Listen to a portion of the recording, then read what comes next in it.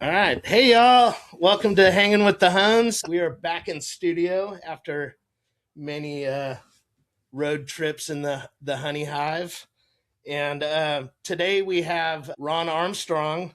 And Ron Armstrong is a husband, father, businessman, community leader, and a candidate in the Jacksonville mayor race for 2027. Whoop, whoop. Woohoo! That's a lot of titles there.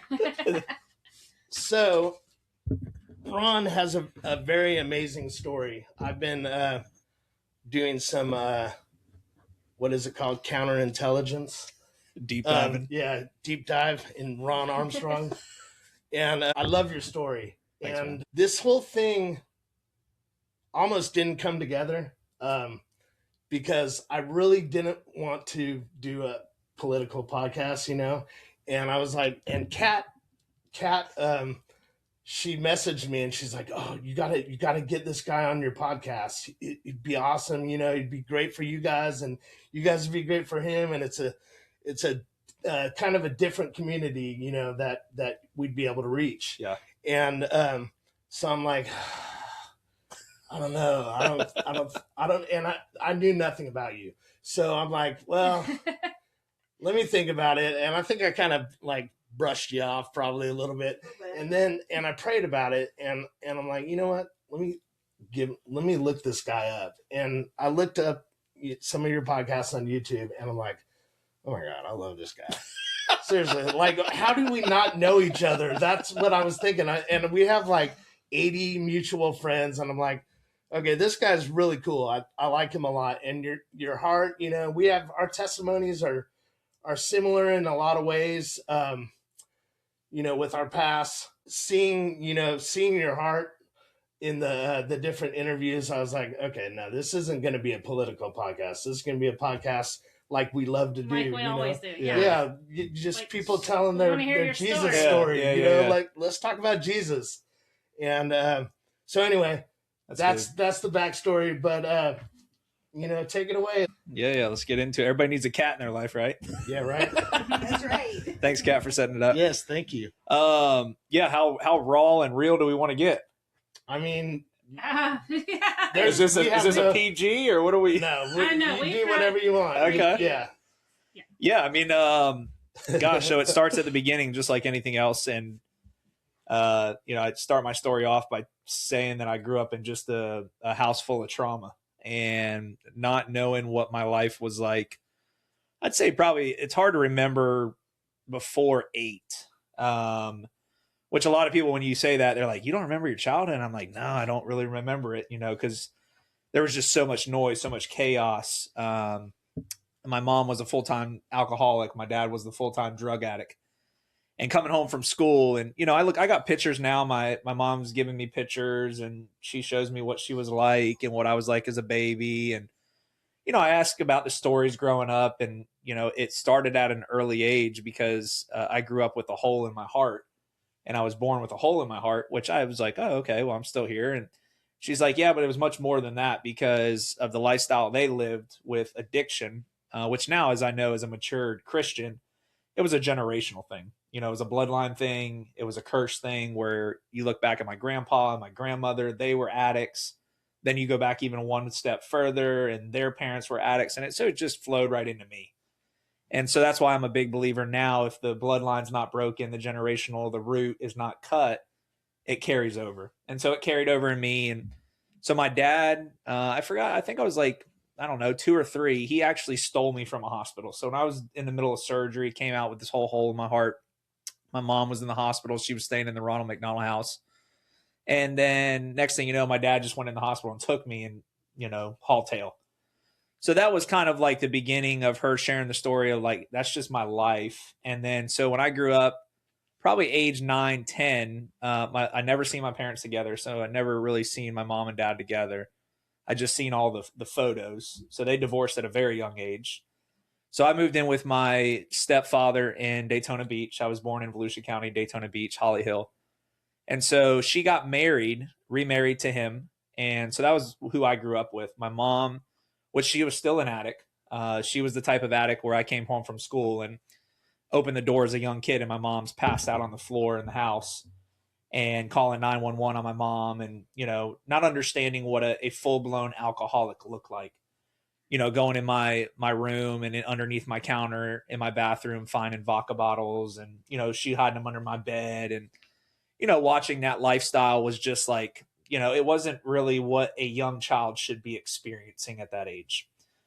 So then there was fights all the time. There was, a little bit of drug use in the house, like NASCAR parties on the back porch, and, a little bit of cocaine, or people were smoking weed.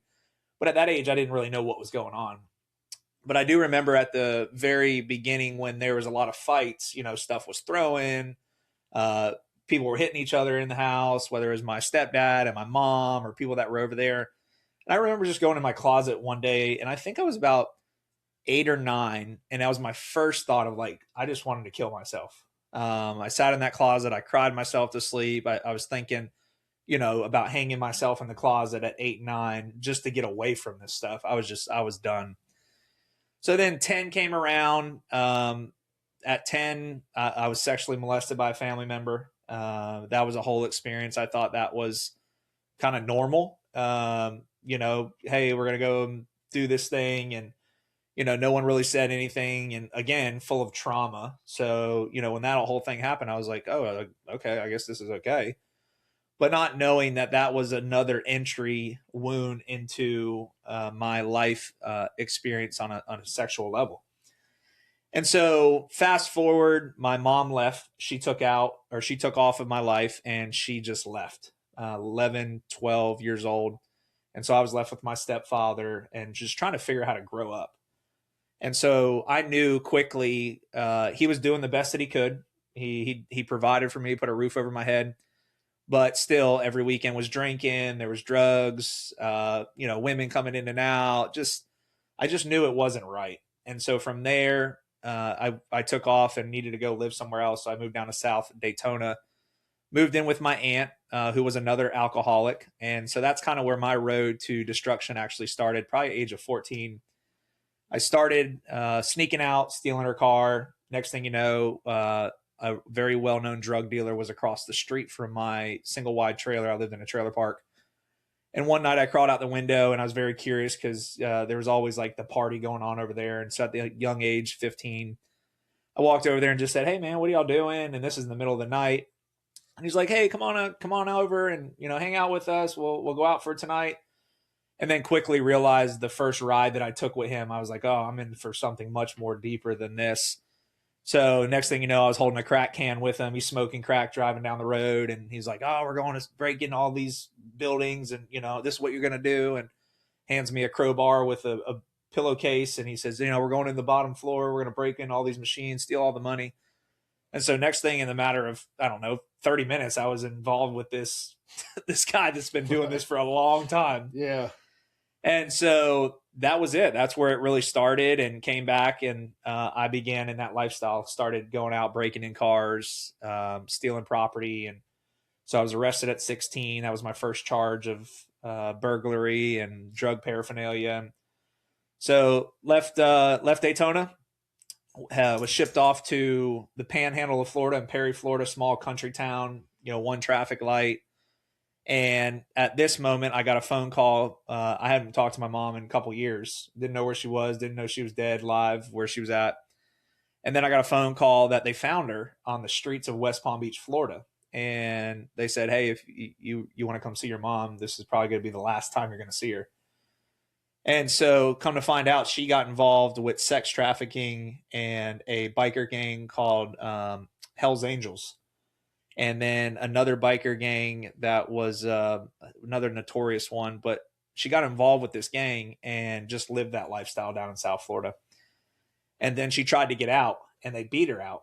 So when they found her, it was on the corner of West Palm Beach by a big old hospital. A guy pulled up in his car, and there was my mom laying. At this time, she was homeless, but they beat her up so bad they just left her on the street and shattered her hips. And he picked her up and brought her to the emergency room. And that's when I saw her. That was the beginning journey of just seeing my mom in a rough shape, and went down there and saw her hooked up to all the stuff, and just told her I loved her. And she said, take care of yourself. And so I thought, for me as a young man, I was 15, 16 now, that the light bulb would have went off. Hey, okay, I got to get my stuff together. My mom's, she's on her deathbed. She's going through this situation. But it really just went the opposite direction. I just spiraled even more out of control. So fast forward from 16 to 23, 24, I just took it to another level. Small town means everybody knows everybody. And so that was my first introduction to, somebody introducing, cocaine, ecstasy, crack, and one party led to another. And so I grabbed it and I ran with it. And so I became, a well-known dealer in the town, got my own house, trafficked drugs from Florida to Georgia, had my door kicked in by law enforcement. Everybody goes to jail. I don't go to jail. 18 years old, try again to kill myself. Drove my SUV off of a very predominant busy highway and wake up in the back of a helicopter going to a trauma center unit. And coming out of that, like, okay, that one didn't work. Let's try this again. And but it was, as you know now, as a follower of Christ, it was God's hand just really on top of me the whole time. So yeah, I try to run away from my addiction. That was the problem that I had, was I was really good at a trade. I grew up in the, poverty of poverties, living in trailers, no hot water. And just really, I think the big thing was I had parents just didn't know how to raise me the right way because of their addiction. Right. And so my mom got radically saved. She came out of the hospital. She made it. She went into rehab right away. And she was in this little apartment going through rehab, and this guy was taking care of her. And her prayer on the back porch, she wasn't a believer. She just walked out there one night. She said, look, if there's a God, I just ask you to just watch after my son. That's all I'm asking. It's not about me. Just please watch after my son. And in that moment, she felt the presence of God come over and said, well, I have to get you before I get your son. And so she feels like in that moment, she says to this day, she got down on her knees and gave her life to Jesus on the back porch of that rehab facility. And her whole life just radically changed.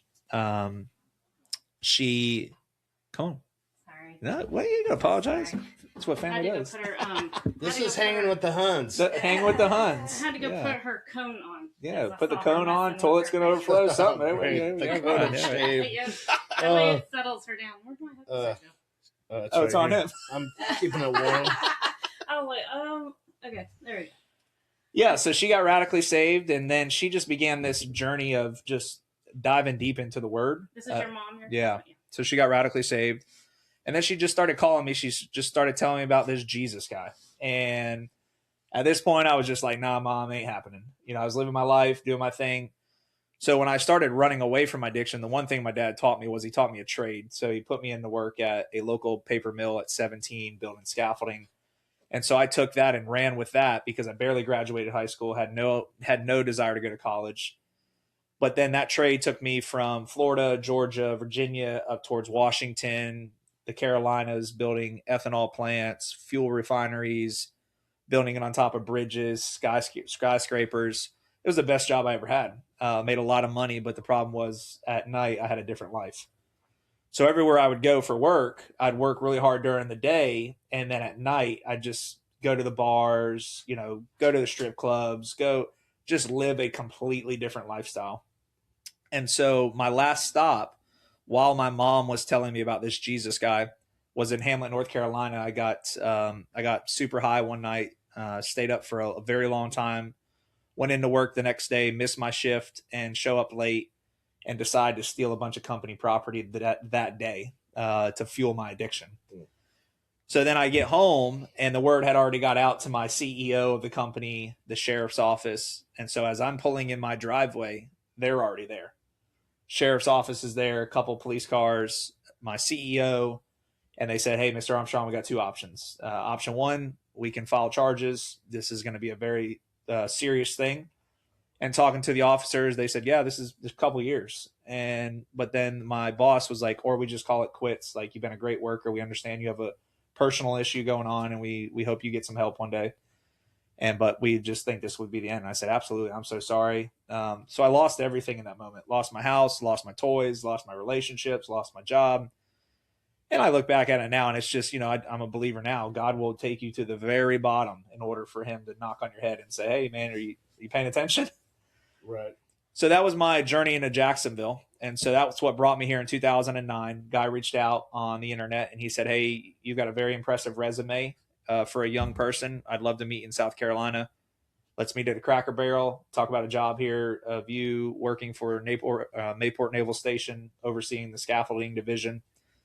And so that's what brought me here. Didn't have a dollar in my name, took a hotel room off of JTB on Phillips Highway, came here. The biggest thing that gave me hope was I was getting closer to my mom, because every time she would call me, she'd come see me, and she'd always talk about this Jesus guy. And I finally told her, I said, hey, I'm coming to Jacksonville. And she was still in West Palm, and she's like, I'll be there. And she showed up. And so that's what got me here. Took the job, did a phenomenal job, got some crazy recommendations and letters from the commanders and admirals out there of the work that I did.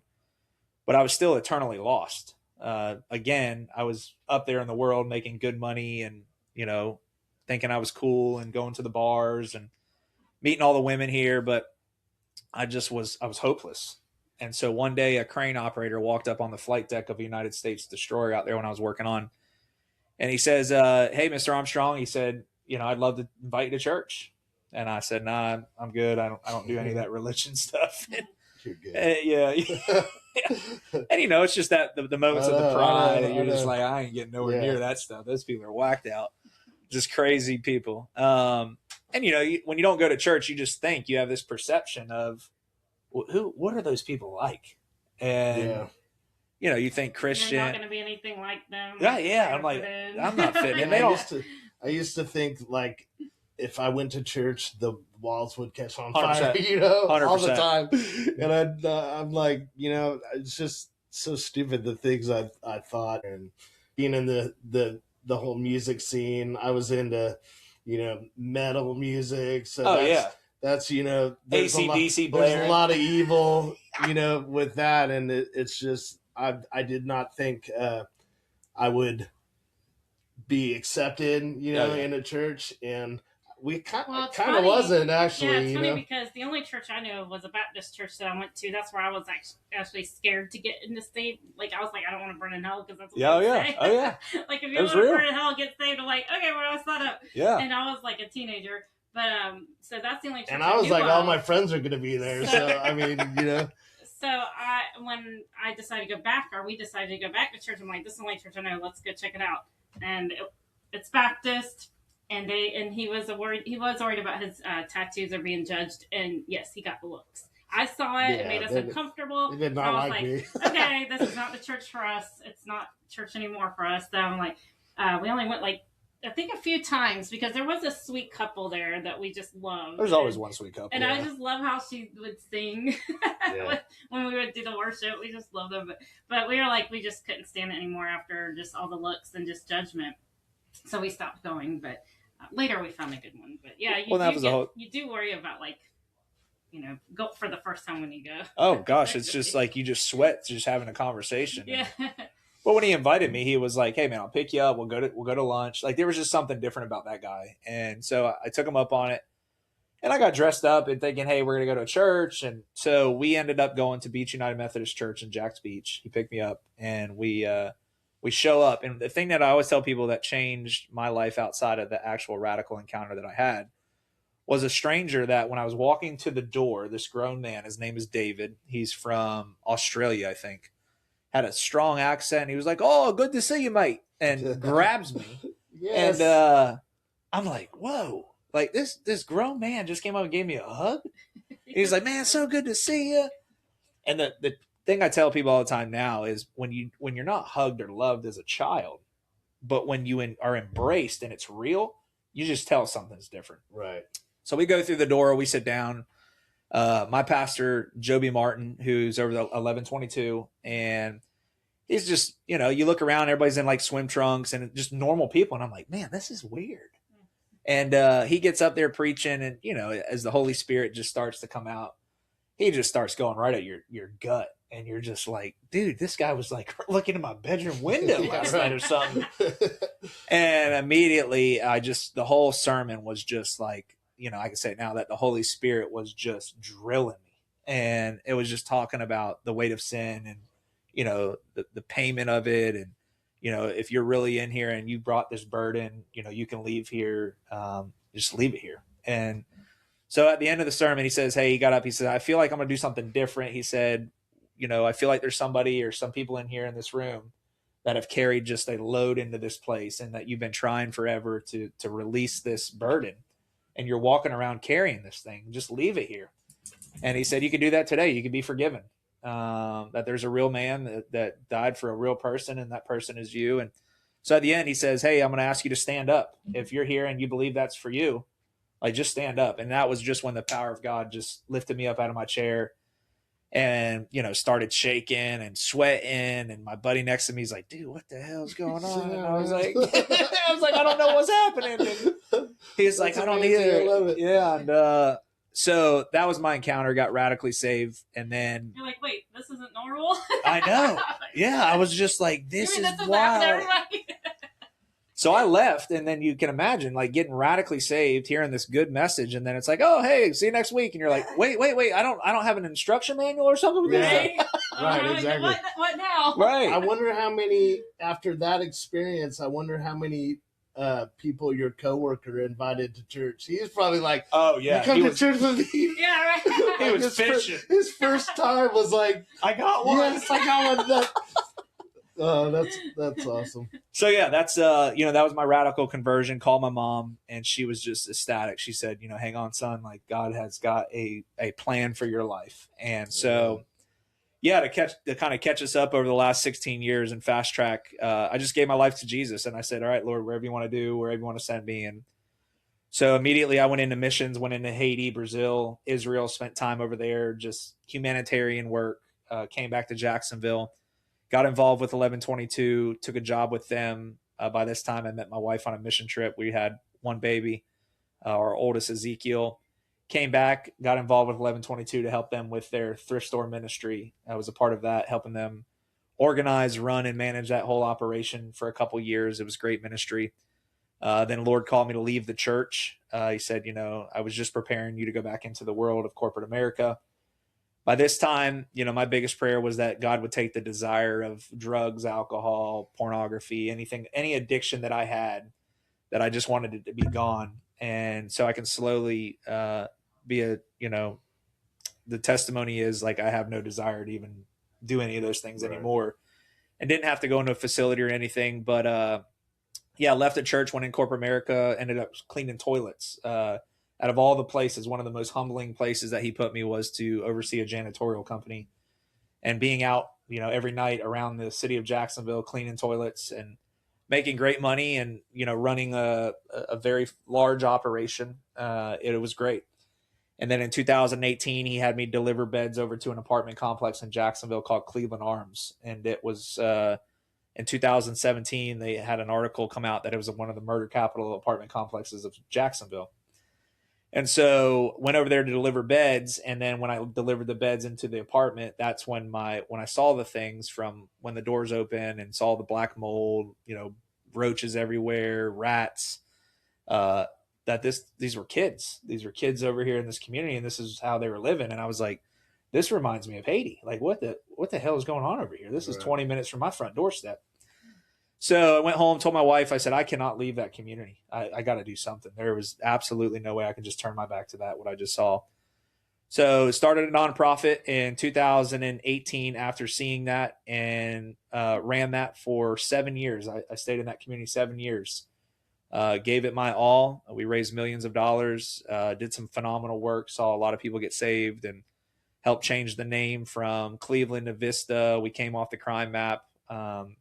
But it was the hardest thing I ever did, coming to work, seeing, dead bodies in the parking lot, or kids being extracted from homes, and DCF, and, doing funerals, and all just stuff that people shouldn't see, especially in your own city. It's just like, we have great things to do in the city, but we also have backyard war zones that are happening that people don't pay attention to. So then from there, 2020, started the coffee company that I oversee now, Grounds of Grace. Started with an old school bus, converted that into a coffee shop, and then that grew into 3 locations. And yeah, we have 3 beautiful children now. Ezekiel, Remington, Jubilee, been married 12 faithful years. Love the Lord. And then, yeah, I live by the Bible verse, John 2:5 now. Just do whatever the master tells you to do. We know our life is short, so I try to live by faith, and whatever he puts on my heart, I just kind of go after. That's awesome. So that's where we're at. Yeah. Seek ye first the so kingdom. wait a minute. So what made you want to run for mayor? Yeah, that was a whole other thing, you know. Yeah. That's what you're doing right now. Yeah. I left everything to do that. So I was fine where I was at, was running my foundation, was making good money, loved my team, loved our people. But then I just crazy enough, I just asked the Lord one day, I was like, Lord, if there's something else you need me to do, like, I'll do it. And I think a lot of times we as Christians, we get in this place of complacency, or we get very comfortable and we're just like, oh, we're okay. But forgetting the fact of like, no, you're supposed to live as the Great Commission. Like, even when things get hard, they're tough. If he calls you to go move to Africa, you got to go. And so I was mowing my grass one day and I was just talking to the Lord. I was like, Lord, if there's something else you want me to do, I'll do it. And I might get up there one day and talk to him and be like, Lord, did you really say that? And he'd be like, nope, that wasn't me, but I'm going to take a chance because I feel like 100% I heard the word mayor. And I was like, oh, mayor, like, okay, Lord, I think I could do that. Why not? And I walk inside and I told my wife, I said, I believe the Holy Spirit just put the word mayor on my heart. And from there, we just started fasting. We prayed. And look, I am not a politician by any means. I just have a heart for the Lord and heart for people and community. And I didn't even know how this city was ran. But now, a year and a half later, I'm like, holy cow, like, we got to wake up. Yeah. So that's kind of where we are. It's all been my faith, and we don't know the outcome. But man, there's been a movement that has been created now by just me running. I've seen bits and pieces on Facebook. Yeah, it's pretty wild. Since I've liked your page. So now you're in the algorithm. Yeah, gotcha. Yeah, I'm seeing things. Yeah, right. That's good though. No, but we have very active. That's for sure, yeah. And that's what's awesome. So I mean, that's promising for Jacksonville. Yeah. I definitely could see you do not have a problem getting your hands dirty. No. And that's what I feel like Jacksonville needs. Yeah. For sure. And I mean, every community does. Since we, Kat set this up. Yeah. Kat for the win. Hey, We got a fan club. I've been living life and everything, and I do lawn work. It's my business. One of them, many. I music, art. I do all kinds of stuff. So I am always at this place, Tools for a Time. So we're long time, friends of that place because that's the only place I go to. Everybody needs edger blades. Yeah, well, that's where I've got all my lawnmowers. I mean, they've treated me well. Good. They're really good people. Yeah, and I was there I think I was getting blades, and I look on the counter and I see petition Ron Armstrong, and I'm like, hey, this guy's going to be on my podcast. And I was talking to the girl there, and she's like, oh, he's great. We love him. And we just started talking, and I was like, I heard he has a coffee place. And then I was talking about the place outside there. Yeah, Cornerstone. And it's Cornerstone. So my lawn business is Cornerstone. Get out of here. Lawn service. So I saw this months ago before I knew anything about you. Yeah. And I was like videoing it, and they must have just left. And I was like, this would be a perfect little podcast to do, because this is super cool. It's a container, and it's there's a balcony on top of it, and it's just a really cool little coffee place. Well, so you have something to do with that? Yeah, we built it. Okay. Yeah, because she said that, and I go, this is such a small world, I was like, this is so crazy. He's coming on our podcast, and we're going to talk. And, I'm Cornerstone Lawn Service. There's Cornerstone Brew House out there. And I'm like, okay, so we're going to have to connect with them too, because they're awesome. I want to do a little podcast. You'd love it, her husband, finding out about them. But anyway, it's funny because, they had nothing but good stuff to say about you. And, anyway, so I wanted to ask you about the bus. Yeah. Because I saw it in another interview where you're talking about the white bus. Yeah. That was your first business. Yeah. The coffee. Yeah, the Grounds of Grace, the actual military bus. Yeah. So tell us that story, because it's another one of those stories where the Holy Spirit is like, telling you to do something. Yeah. You're like, huh? Yeah. Yeah. I mean, and it goes back to, I believe when we are filled with the Spirit, and when he tells us to do something, you have two options. You could do something in faith, or you could do something in fear. And so I'm just choosing, okay, God, I believe you said do something. So the bus story was, I was driving down Mayport Road. I look over to my right, there's a school bus. And I'm like, man, that would be cool. And then I just felt like God said, buy the bus. And I was like, okay, I'll buy the bus. And the bus was $5,500. And I said, I don't know what I'm going to do with the bus, but I'll buy it. So we bought the bus. My hope was to turn it into a mobile thrift store, because originally, working for Hope's Closet, I would drive around, sell clothes, have people donate it. Their margins were great. And so that was my idea. So I bought the bus, show up in my front yard, told my wife, hey, we just bought a bus. And she's like, what? And so she walks outside, and here's this big white military school bus. And so we went to my community that I was working in, Cleveland Arms, and I thought it'd be a great idea to give clothes back to those that are needy, but they hated it. They were like, nah, we don't want that out here. Like, we don't want to feel like, we're these bunch of poor people that just need clothes, because in reality, we're not. We're just trying to survive because this is the situation we're in. So I was like, okay, well, I'm not going to do a thrift store. What do I do? And so a guy that I knew had a coffee shop. He's like, hey, man, come over here one day. Let me show you the numbers that are off of the bean that we get. And he was like, you can make some money off of selling coffee. And I was like, okay. So then I was like, all right, let's turn it into a coffee shop. So we put out a GoFundMe. We raised $15,000 in, I don't know, 2 or 3 weeks. And so we used that to transform the bus into this mobile coffee shop. And so year one in 2021, it did 60 grand. And I was like, wow, this is cool. And we had some news outlets pick up on it. Dolores Weaver, she gave us some funding. And I was like, this is cool. This thing's driving around. People are loving it. Got some news articles. Well, then year two, it doubled. It was like over 100,000. I was like, oh, wow, this is really working. People really love coffee. People really love coffee, and we'll come straight to you. That's good. So then from there, it was what did you do? Like special events, or farmers markets, hospitals, birthday party. I mean, you name it. If you would pay for it, I'll be there. Right.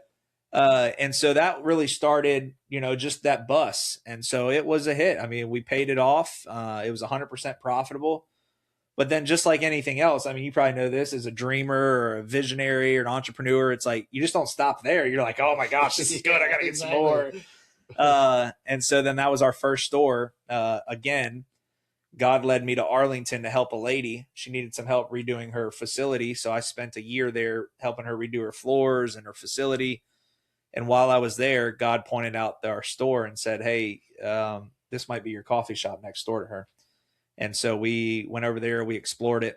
And, long story short, there's a guy that showed up completely in the construction industry and built it for $317,000 for free. So those are just the stories of God honoring the step of faith.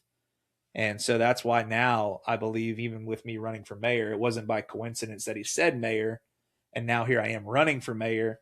And I don't know the outcome. I don't know if I'm going to win or not. I mean, we still got to get to the ballot primary and then off to the general. But for what he's shown already, has been so faithful of connections and people just really excited about my run.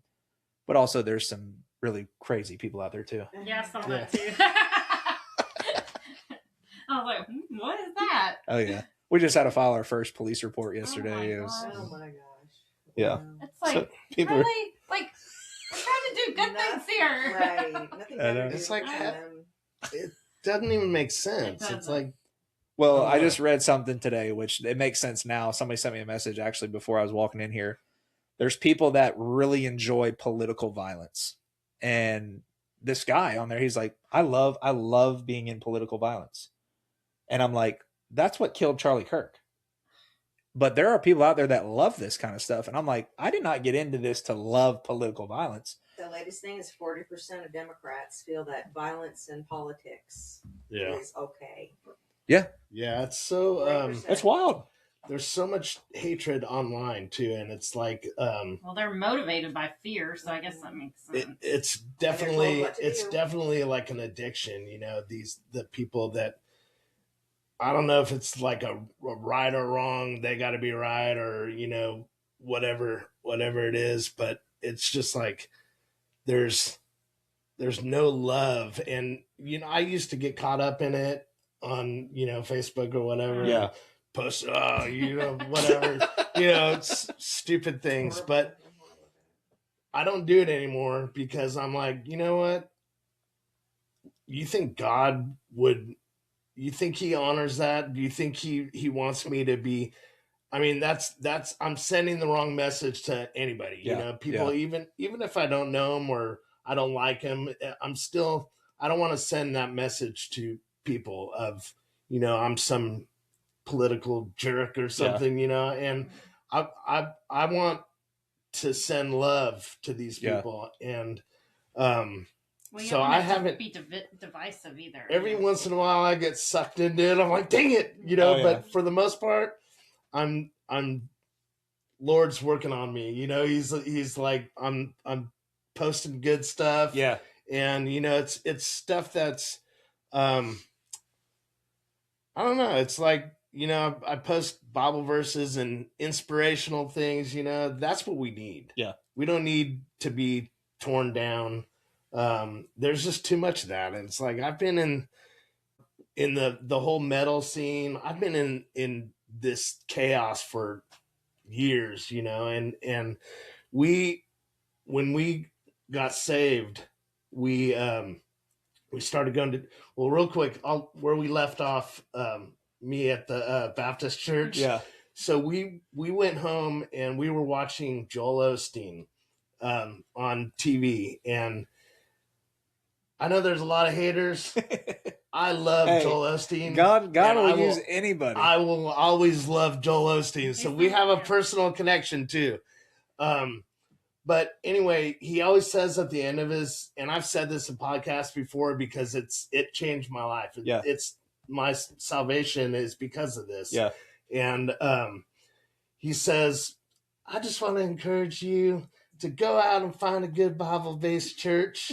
And, you know, and we did that. We're like let's go find a, let's go. I was like, him. what's a Bible base? What is, I mean, I guess it means, I don't know, all churches Bible based, you know? Yeah. And so we went out and we found a church, and it was Christian Family Chapel in Mandarin.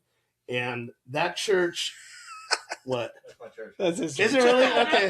Well, I got bad things. You might want to turn that off. No, I'm just kidding. So this church, and I am fresh out of a metal band, you know, that we didn't break up, but I dropped out of the band because the Lord told me, you know, I was like, look, God, if you're real, I had one of those prayers like your mom. Well, first, when we first started going there, we were going there hungover. I mean, we were going to church, even though we weren't. Yeah, we weren't like church goers at the time yet. No, you know, I was. I'm sure showing up. I mean, that's probably why they didn't like me. They're like, "This guy's a heathen. Get him out of here." But you know, we still showed up. But I didn't care. I wanted something, you know, something different, because it was just not working out, you know. And I've always been kind of a positive guy, you know. So, but anyway, we went to Christian Family Chapel, and they just really like took us in, and they were just the greatest people, and they were all just so kind and peaceful, and I'm like, these people are great. You hear that, Pastor Greg? So good job. And so who were the pastors? It was, do you remember?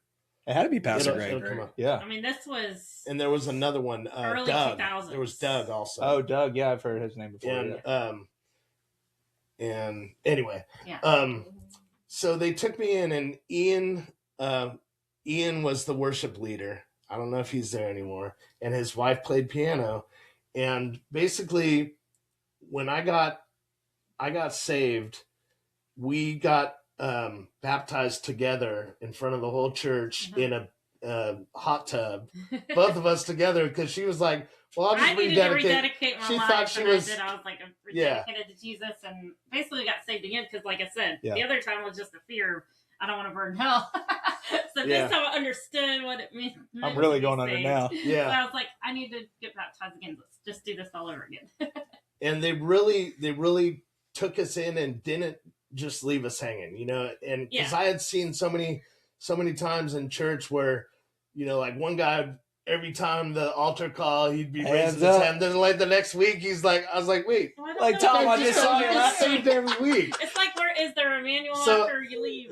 So I'm like, what's going on here? You know, I mean, and what it was they weren't taking those people and saying, okay, here's what you do next, you know. Discipleship. And they did that with letting me. Us leave until they made sure we put me through a discipleship, and it was amazing. So they really set a foundation in me, and I've always had, my mom's a praying mom, and she always prayed for us, and so I've had a Christian upbringing, but I think I kind of just fell away from it, you know, and I wasn't really living for the Lord. But so Ian discipled me, and then I ended up playing in the worship band. This heavy metal guy, and she of course was in the nursery, of course. Yeah, we had our baby, because we had just had a baby. That's why we wanted to go to church. Like, we got a kid now, we got to get in church so we can raise them in church. But at least that's what I thought.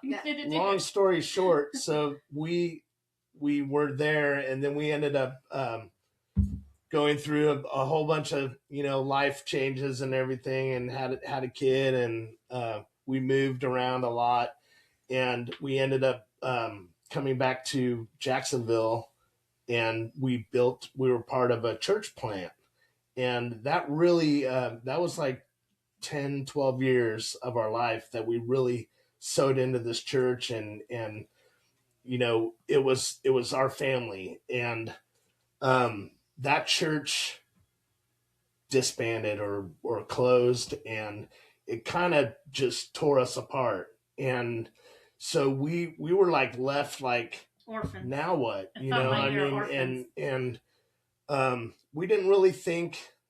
I don't think we really knew the effect of it until recently.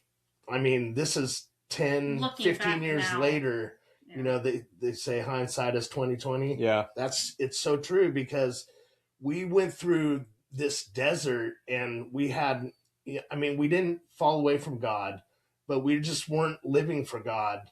And we had bitterness and unforgiveness and all this, you know, just toxic stuff in us. And so fast forward, you know, this is like a year ago, not even a year ago, we just started, something changed in us, and we forgave, and we forgave lots of.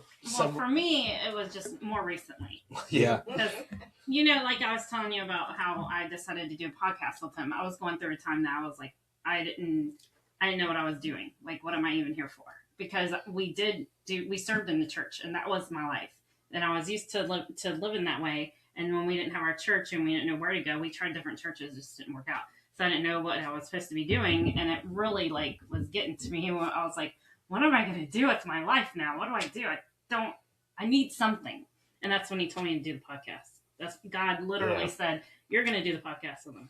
Well, I'll be honest with you. To that point, I mean, I went through church hurt, and I believe people that go through church hurt, it's an unforgiveness thing. It is. The moment that when you can get past forgiving somebody, it's like another weight just comes off. Yep. It's bizarre. It's crazy. I mean, I never knew that kind of from that time and bitterness until recently. From that time of forgiveness, like I didn't know what forgiveness was until that. Yeah. And when I forgave, and it's multiple people, you know, that I forgave, and ever since then, it's been, God is like, like you said, the floodgates are open. Listen, I'm hearing from God like all the time. You know, we have this ministry thing that's really like we're excited about it. Yeah. And at first we were like, it's not ministry. What are you talking about? We have no idea what we're doing, you know, but I'm listening to a lot of, you know, sermons and stuff and reading books and you know, it's not really for us. I'm the kind of guy that tries to make stuff happen over and over, you know, well, let's talk to them. Yeah. And I just need to wait on the Lord because he is and I heard this sermon that was saying, and I think it was Joel Osteen, go figure. But he was like, you need to find a Bible church. I'm not going to do this voice. Yeah, no.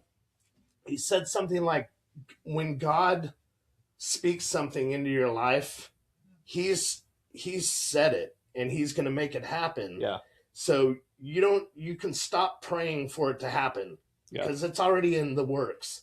So you need to just be grateful and be thankful, you know, that God is doing this thing and be excited about it. So that's where we're at now. So I'm not praying, God, you know, make this happen because it's going to happen. And stand on track though. That's the thing. Yeah. It's like stand focused on that's the what right I was thing because that's my thing. I get too distracted on things. I'm like, oh, right. Like currently with the dog, you know, that's been something that's just been like, I just want this to be over and her better so I can move on. We have an injured dog. Whoever's watching, they have an injured dog. Yes. That's in a cask. We'll show you a picture of her. Yeah. But yeah, that has taken a lot of my time. Well, that's what I wanted to ask you is how do you stay focused when you hear from the Lord? So the mayor thing. Yeah. When you heard that word, how do you stay focused on your, you know, your mission? Yeah, I mean, I think at the end of the day, it's when you feel led to do something, things have to align. Mm-hmm. I tell people all the time, if you run towards a wall and you hit that wall, that's a wall. But if you run to the left and there's a door open and the door's open, you go through the door. And so I think a lot of times when people do things, when they hit the first wall, they get very discouraged. Like, oh my gosh, the door's not open. To your point, you have to wait till the door opens. And the only one who's going to open the door is the Lord. And so that door might be to the left. That door might be behind you. That might be to the right. I mean, shoot, you might have to sit down for a little while before the door opens. But for me, it's always been, I'm going to take a step of faith and I'm going to put something together. So for the mayor, it was fasting and praying. I believe if you lay a fleece before the Lord, and I think as Christians, we should challenge the Lord a lot of times. Lord, if you want me to run for mayor, this is what I'm asking you to do. I'm asking you to tell it to other people. I'm not going to share this with anybody. And that's what happened. So I was in business meetings, or I always remember one of my favorite black girls. Her name is Erica, businesswoman. She flew in from New York. She stood up in the middle of a meeting and she said, Mr. Armstrong, you need to run for mayor. And I was like, I haven't told anybody this. Or I'd go in a Bible study and say, hey, the mayor's here, or just random places. And it happened. I was like, all right, Lord. Now, the funny thing is when that happens, you can't go backwards. You got to take the next step. Right. And so my next step was, you know, my wife saying, you got to meet with our pastor. You need to meet with my dad. You need to do these things, check these off the box. I do those. And I think the biggest thing for me was the yes on the table is we did our first gathering when I said, I'm going to decide to run for mayor. And we're talking about one of the largest cities in the nation. I mean, this is not a small task. Jacksonville. And geographically, it is. Geographically, it is. Right, Ryan? Yeah. He's like, yeah. Pretty sure. 10th largest population. And so this is a good old boy town. Let's just be honest. This is not something you just come in and say, hey, I'm running for mayor and I'm going to win. Like, no. I'm going to make some people really upset about this. But my biggest thing was our first gathering where we told people, hey, we'd love for you to come out, just hear my vision, hear what I'm about. And we had over 100 people show up. And it was just like family, friends, and they were super excited. And so at that point, then the Lord confirmed with me, he said, don't fix your eyes on winning, fix your eyes on being obedient. And when I heard that, I was at peace because I knew that I was never trying to win a race. I was just trying to be obedient. And so it blows people away when we're in rooms now. And, you know, obviously we're doing the best that we can in our lane, But at the end of the day, I know I've already won the race. And when I tell somebody that, they're like, you're never going to win. You ain't got enough money. This is our town, blah, blah, blah. And I told one guy one day, and I was like, dude, I've already won. He's like, yeah, what are you talking about? He doesn't comprehend that. So to answer your question, it's not easy. I think you just got to keep looking for the open doors. And then it's just like, he aligns the dots.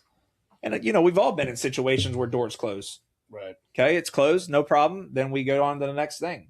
I just never want my life to be a complacent life where I just sit back and I become, the Lord says in his word, he says, you wicked and slothful servant.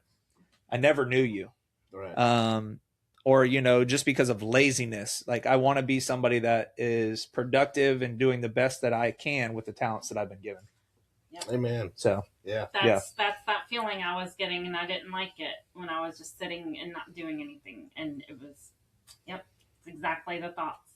And now that we are, it's so much better. Like you freedom. said, it's like, well, it's funny how that happened too, because like he was saying, we had that unforgiveness, and and it was literally the beginning of this year that I realized it, and I was praying about it, and it was funny how it happened too. God does have a sense of humor. Yeah.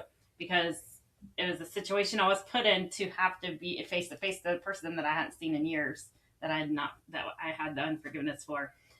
And how that all worked out, I was just like, okay. And I couldn't avoid the person. And I just had this peace over me that I knew that God put that person there for me to deal with that feeling and that whole situation. And because I acknowledged that and I knew that that's what he was doing at that time, I was able to let it go. And it was just like that. Yeah. Like, I just let it go and I was free from it, and I could actually talk to the person. Yeah. And not have that feeling of like whatever I was feeling. Like, it was just gone. And I was like, that is amazing. I feel so good. Now I feel like I can do anything. I tell you, when you can live life and have complete liberty and freedom of not holding anything against anyone, it's one of the most freeing places to be. Yes. And now I feel that. And not have enemies. Yeah. Like, look, there's going to be people that don't like me. There's going to be people that don't stand with my policies or what I stand. And I get that. But when I lay my head down at night and I know that I have no enemies, I don't have any unforgiveness, any of that stuff, like, it's so freeing. And to your point, a quick story real quick. We were in church and this guy, my wife was pregnant, and we were trying to scoot into the seats to get a seat. And he said something so rude. He's like, oh, you can't sit here. And I just wanted to grab this guy by the throat and say, right. And she was just like, why can't I sit here? And he was just so rude.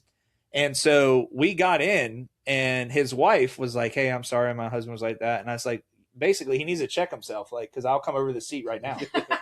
Like a spider monkey. The problem was the whole sermon. I had this unforgiveness, or I had just this anger in my heart for him, because I couldn't even listen to the sermon. I was thinking about choking this guy out. And so my wife already knew. She's like, calm down. And I was like, no, like, this guy totally disrespected you. End of the sermon. And then at the very end, the dang altar call was about giving, unforgiveness, and forgiving the people that have wronged you. And I'm like, you've got to be freaking kidding me. And the Holy Spirit was just like, hey, you got to forgive him. You can't walk out of my house until you forgive this guy. And so I had to climb over the chair. We get out for service. He's walking out and he's trying to get out quick. And I had to climb over a row, go get him. I was like, hey man, I grab him by his arm.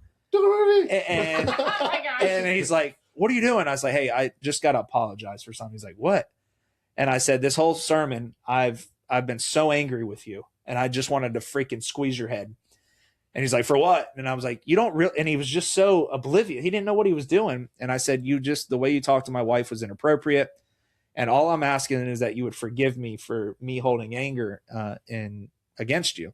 He was like, oh yeah, no problem, man. Well, his wife was standing right there, and she's like, hey, thank you for doing that. They leave, we leave. Wife was leaving. I left. The 2 weeks go by. She comes back without him, and she comes right up to me, and she's like, hey, I know you probably don't remember. I was like, no, I remember you. I said, your husband was so-and-so. She was like, well, I just want to let you know I flew home to California last week to forgive my family members. She's like, I've been a Christian for a long time. I've never seen somebody do it that fast. But that was just the power of God. When he puts something on your heart, you got to do it now. Like if I would have walked out of that church, I might not have ever seen that guy again. So it's encouraging, that now we get in this living in freedom to know when he says do something, you got to do it. And then you never know the ripple effect. And so she forgave her. All of her family members came back home and saw me that. So it's a real deal. Yeah, it's real. And the blessings that God, not that God holds back, but you miss out on so many blessings. Oh yeah, like yeah. When you're, that's when what you I was. have unforgiveness and that bitterness, and it's like he doesn't want you to have that because he wants to give you these blessings, and I feel that as well. Like, and it's it's been we're in like a different season. It's like we have all these challenges coming against us, and like I used to say, oh, we're under attack, and I don't even think it's that. I think it's just life, but how you choose to deal it's how God is, like, we're getting better at accepting the challenges and moving through them without them bothering, Oh yeah. like I'm angry for about 10 minutes. Oh, yeah. I used to hold grudges and I'd be angry for a long time. Now it's like, you know what? No, I know how it works. Yeah. I know what the enemy is trying to do. Right. I'm not a smart man, but I'm smart enough to know that, and God has just opened up the floodgates, and it's amazing. I mean, like we're out in faith right now. Like he's told us to sell everything and get in a van. And that's a big one. But you know we what? don't know what he wants to do with us. Well, hold on, time out before you say all that. I want these mics, this couch. No, they're coming with us. Oh, okay. You can have the couch though. Because Ryan, I don't know if you know this. I'm already getting the idea. Like with our backdrop, this is at the off. This is like, I'd love to help you too. It's like the hottest because thing. I've Everybody's doing podcasts. I've learned a lot of stuff. Okay, it's a lot of fun. Yeah, but we have this crazy thing, and I look at it, and I'm like, this is crazy. But everyone we've talked to, all our friends are like, we've had 2 people that are like, oh, you're selling your house? Are you sure about that? And I was like, no. Yeah. But God is faithful, you know, and I believe kids are going to be gone. Oh yeah, they're gone. Yeah, exactly. And we've everybody is going to be safe, and we're not just leaving anyone hanging, you know. But and everything there's like steps to it, that are being revealed, and I'm like, this is so cool because the whole van thing, I didn't even know how we were gonna do that. That happened so fast. These vans are so expensive. I'm like, there's no way. And I'm driving around my Ram pickup, doing my lawn business, and I was like, there's no way we can have another payment. And I'm like talking to God, I talk to God all day. He's like, you got me. I can't afford it. I'm like, yeah. I'm like, no, I don't know how to do this. And God says, just use the van, sell your truck. And I'm like, can that happen? Like seriously, having a conversation where I had no idea that van would pull a lawn trailer. Is that what pulls it now? I'm like, my customers are going to think I'm crazy. And I'm like, well, but the guy that's the answer. Thought we were crazy. It's just the segue, because I have the business now. We needed to get the van. We got the van. That's checked off. So the next step will be to sell the business, and sell everything.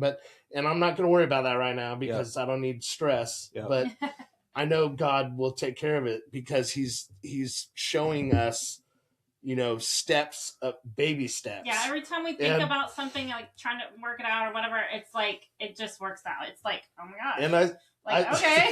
I know. I said something online. I posted about God has given us this idea for a ministry. And one of my friends was like, you should be careful if you're saying it's a ministry. And I was like, so then I get all nervous and I was like, no, but you know what? It is a ministry, and we were just thinking we're going to get in the van and go explore, I'm like, but I think God has other plans. We don't know exactly what they are. There's some things that we're working on, but we still don't know exactly what he's going to do with us. We're just, like you said, we're just like, use us. Like, we're here. He knows. We know exactly what's going on. No, I'm talking about like when we're up. out there. Yeah. I know what Exactly. I know what we have for the. I know it. I know what that is. I'm very excited. Okay, well, let me put it this way. When we bought the van, we had the van, and then we didn't know what it was. We knew that God was going to give us something also to do once we got the van. And I remember talking to my friend, and I was like, "That's true." So we have like, this van. Why did we get the van first? Because we still don't know what we're doing. But we have the van, and she goes, "You know what? God said, here's your van. When you're ready, when I give it to you, you're going to have it, and you're going to go." And I was like, "Oh, okay." And now we have the reason. Yeah, and so it is kind of coming together. Yeah. So it's interesting to see how God's been working all that out. Come on.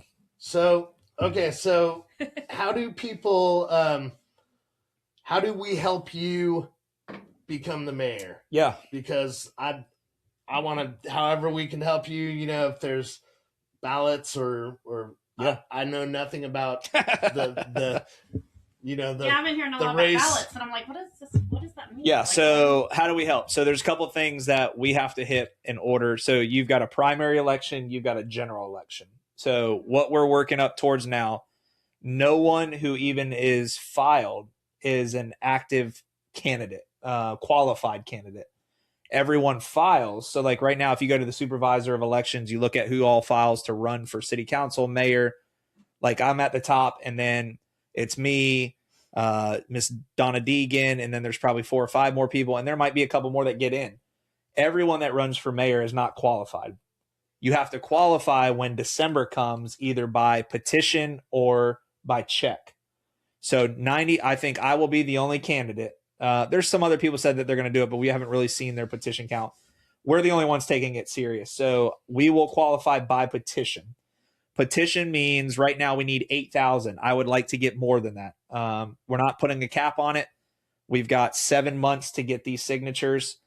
We just got to have the right people out getting the signatures. Hence why you went into Tools for Time. You saw my stack of petitions there. A petition does not mean you're going to vote for Ron Armstrong. It just means, hey, I've heard of him and I want to see him on the ballot. That's it. Okay. You can be a Democrat. You can be nonpartisan. You can be Libertarian, Republican, MPA. It doesn't matter. It just means, hey, I want to see Ron Armstrong on the ballot. Why is that important? I think we need choices when it comes to elections. Just because somebody has a name, just because somebody has money, just because somebody has whatever it may be, I don't care if it's Donatello. I would love to see Donatello on the ballot. He deserves a chance. Right. Then leave the choice to the people when it comes to primary. So that's our first goal right now. Our name is growing. We've got the fastest growing organic ground movement any mayor has had in the city of Jacksonville right now, which I think is really awesome because I think people want to see a different choice. But we still have 4,000 petitions to go. So that's the one thing we're telling people right now is if you have a friend, if you have a neighbor, a coworker, a coach, get them to sign a petition. So we hand those out to people and people take 5, 10, 15, 20 of them. Hey, Ron, we've got them filled out. You can come get them. That's been phenomenal. So that's probably the first thing that we want to encourage people to do. We've got drop locations around Jacksonville right now. We need more drop locations. So we've got Mandarin, Tools for Time, Cornerstone Brew House. We've got Cup of Job in Jack's Beach. We've got University Grounds of Grace Coffee Shop. We're getting ready to put one on the west side at Gators Barbecue, hopefully. And so finding locations where people all around the city, if you're on whatever side, you can just drive to one of these locations, fill out a petition, put it in the box. We collect them at the end of the week. So can we get a stack? Absolutely. Okay, good, because we play gigs and we do a lot of things. We have a lot of family and friends in Jacksonville. Yeah, I know we're not in Jacksonville, but we have a lot of family in Jacksonville. Yeah, friends and that's huge. And so the biggest thing for a petition is you got to be a registered voter in Jacksonville. That was my next question. Yep. Okay. So the not to pass them out though. No, I mean that's been for it to count. For it to count, here's been the challenge: is we in the very beginning just said, "Hey, just fill this out." Well, then we had 600 come back. Yeah. So we were ahead, and then all of a sudden, you can only imagine 600 were declined, and you're just like, "Holy crap!" So they've got to be a registered voter in Duval County. Okay, but it doesn't matter what they're registered. Nope, doesn't matter. And they got to be filled out properly. And, obviously we'll show you that before we leave tonight. But yeah, we'll leave a stack. And then the other biggest thing is just sharing. Like, people, we've got to have our name recognition. We got to build our name. Ron Armstrong. We will be the first on the ballot, which is cool. But it's not like carrying a name like, Donna Deegan, news anchor, breast cancer. Like that's a big name in the city of Jacksonville. And because I've heard the name growing up, of course. Correct. And so me not being here, only being here 16 years, but we're getting there. But I think a lot of people do want to see fresh faces. They do. And younger. I think that's the new thing now. Yeah. So. And like we talked about before we started this, the biggest thing is it's not a Republican thing. It's not a Democratic thing. This is we the people thing. And so at the end, we have to make sure everyone has a seat at the table. These races, this is big money. We talk about last election. That was almost $10 million and a candidate lost. Listen, it takes money to run an election. I would hate to say that, it doesn't, but every dollar counts. We did something funny today where the team came up with we're just starting to get more creative. And we came up with today was May 12th. Well, me and my wife been married 12 years. So we were like, hey, Jacksonville, can you give a $12 donation for me and my wife being married 12 years? And people started donating. I was like, okay. It doesn't matter. People think big checks, and it's no, that just added up, 6 people was $100. So staying creative, knowing that there's ways to get involved, whether it's donation, petition. But at the end of the day, we just want to educate people. There's other people that are passionate about our city. And, I've been called the Christian nationalist of running for politics for Jacksonville, and you can't bring a Jesus into this stuff. But sure, I tell you can. And I tell people all the time, you can't take away what has happened to me. That's my personal experience. Right. And it's not like I'm pushing that to bring it into City Hall. Now, you better believe it. I am a man of prayer. I'm a man of faith. I'm a man of believing in the local church. So that's something you will never take away from me. And it's just current city officials. Why do you get to be the grand master of the LGBTQ community parade? Nothing against it, but why do you get to do that? Because I wouldn't stand for that. That's just my belief. But you get to choose. Why can't I choose? Right. So there's all kinds of those kind of different things. And, but at the end of the day, my hope is that we all can sit at the same table, even though we disagree on things, we can find common ground and move the city forward. Well, and even like you mentioned Jesus, but even people that don't necessarily believe in Jesus like we do, they do know that he was a real person that existed, and he was for the good of people. Absolutely. He was the good person. He believed in things that were good for you and fought for you, and just like any other person, so... A lot of times, if you look at it that way, hey, we're just wanting to do the good for the people like Jesus did. But at the end of the day, I think we can also believe in this. The people that are really angry about this Jesus guy have been hurt somewhere, somehow, by some person, something. I know someone personally, yes. And so I understand that. I get it. Listen, I was hurt as a Christian. I stayed away from the church for many years because of what I believe the thing that happened to me. But at the end of the day, I came to my senses, and God brought me back to my knees and said, it's a humility thing. It wasn't a thing that I did personally, but at the end of the day too, I think it's just, there are stories in people's lives where they've been damaged, hurt, some kind of abuse, and they just haven't had these conversations. So, yeah. Again, I love podcasts because it gives you we're starting one. To do it. Yeah. This is going in our office. You're going to help us set it up. I will. I don't know what it's going to be called, like conversation with the mayor or something. This is definitely, huh? There you go. Rapping with Ron. Yeah. But I mean, just even going live and giving people the opportunity to listen. And I'm a real person. I have real concerns. I have real ideas. And bringing people into that's never been done. No, that's why we wanted to have you on. So, I mean, this is a little far drive, but we're going to be putting one in our office, and you're going to help us set it up. Okay. Yeah. Good. It gets a little bit more personal. It does. Instead of just being commercial. I freaking love this. Yeah, and that's... All right, serious question. How much does this, to set up a legit, what does this cost? I am very thrifty. This whole thing probably, I would say $1,200. Are you serious? Yeah, Wow. I'm very thrifty. I know. So Trust me, I I wouldn't mean, let them if you spend put, too much like, money. It was for fun. you know, all these mics, they're all quality, but they're not sure. You know, they're not top of the line. Sure. Joe Rogan style stuff. But Joe Rogan, we need mean, a donation. Yeah. we've had all this, you know, and I learned all this from YouTube University. I knew nothing. I am not a technical person. Yeah, rapping with Ron, you're liking it. Rapping with Ron. Rapping with Ron. But what is your website? So if people want to donate, is that how they do it? Yeah. Or? So a couple of things that we ask that you go on social media, you follow us, Facebook, Instagram, TikTok, and then website www.theronarmstrong.com. We're very close to releasing our city plan. So a lot of people are asking, you know, I call out a lot of stuff around the city that I don't personally agree with, whether it's waste, fraud, abuse, policy, which a lot of people are like, man, thanks for calling that out. But what's your plan? We have not released the full plan yet.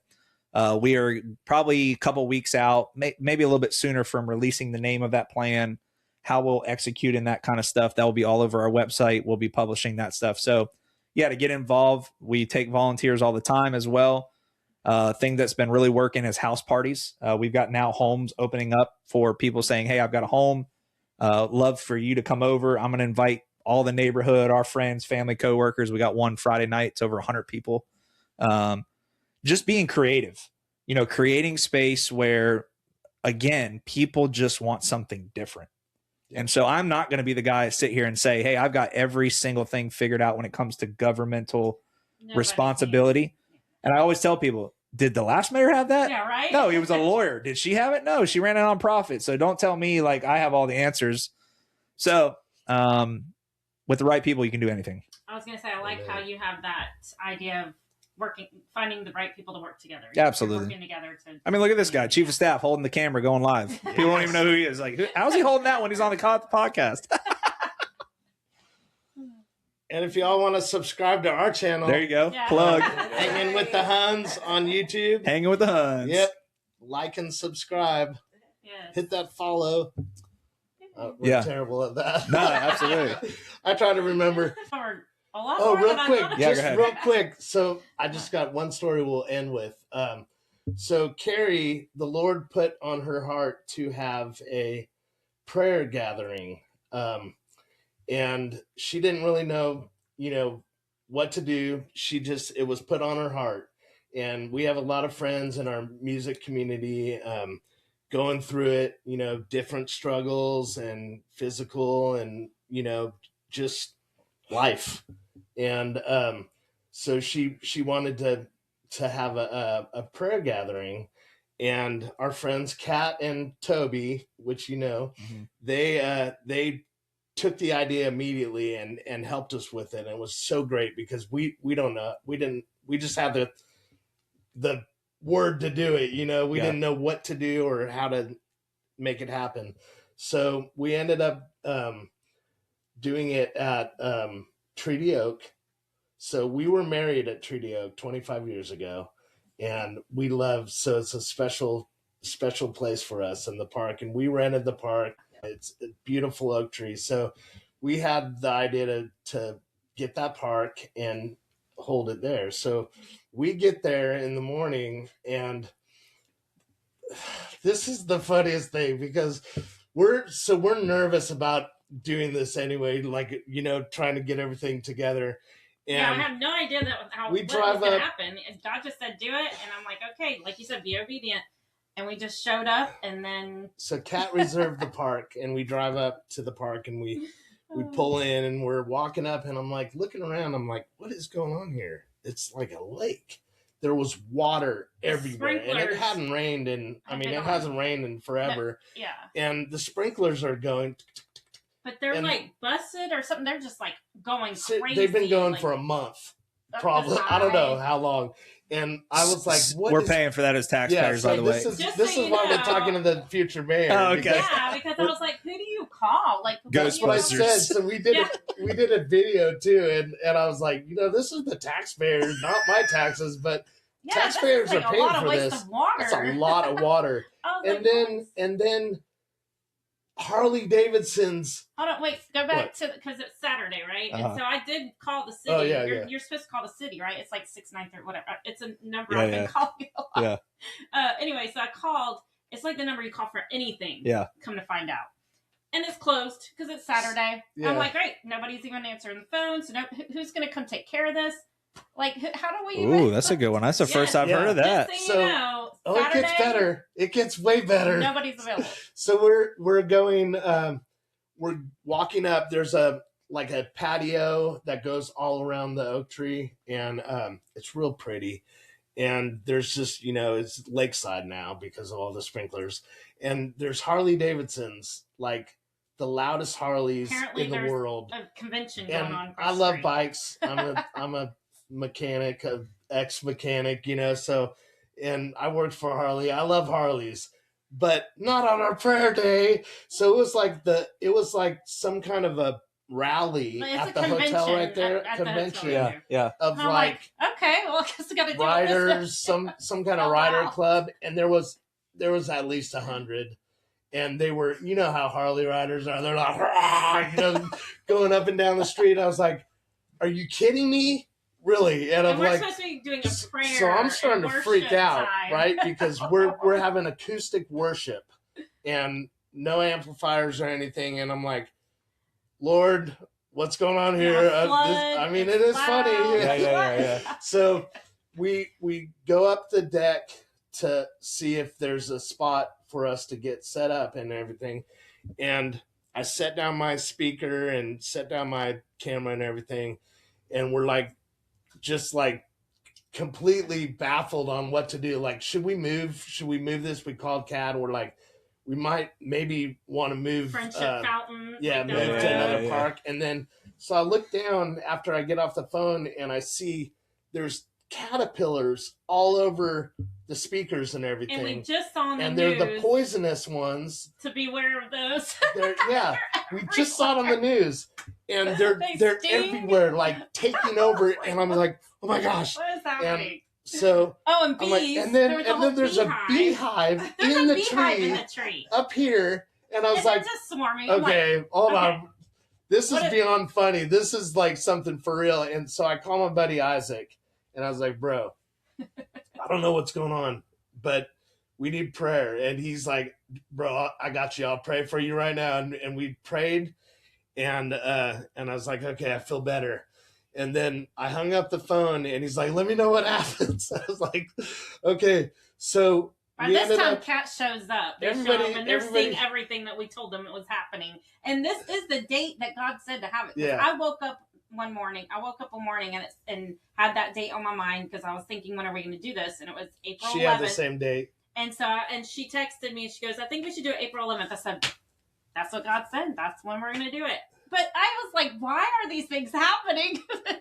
So, long What? story short, we found a little island off to the side, no caterpillars, out of the bees.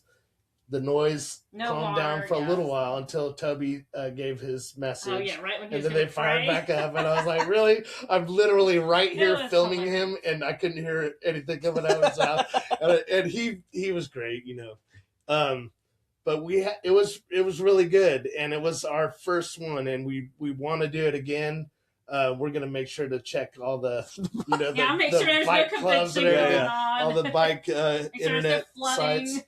But it ended up being a really good day, and it was really cool because she answered I the was Lord, obedient. and we did it, and it You was went all like, through it the was not wilderness bad. of crazy It was so much fun, stuff. though. I mean, it was chaos, Yeah. but that's Nobody got injured. Nobody got bit. I mean, here's the bottom line of this. I think even a lot of times people think, I think delayed disobedience still equals disobedience. Like, even if one person showed up, a lot of people in our walks in Christianity, they get discouraged when they see numbers. So good job. Well Yeah. done, good and faithful it was, servant. It was awesome. Owen said hi to you guys. Michelle Owen. Oh, All right. Michelle. Hey. Hi, Michelle. She's We've our never done anything she's live Rusty like that. Shine's What? manager. Live? People are watching. Manager? that? yeah, my band Rusty Shine. Bust. Oh, okay. We she is the wife of Casey, and he's our singer cousin.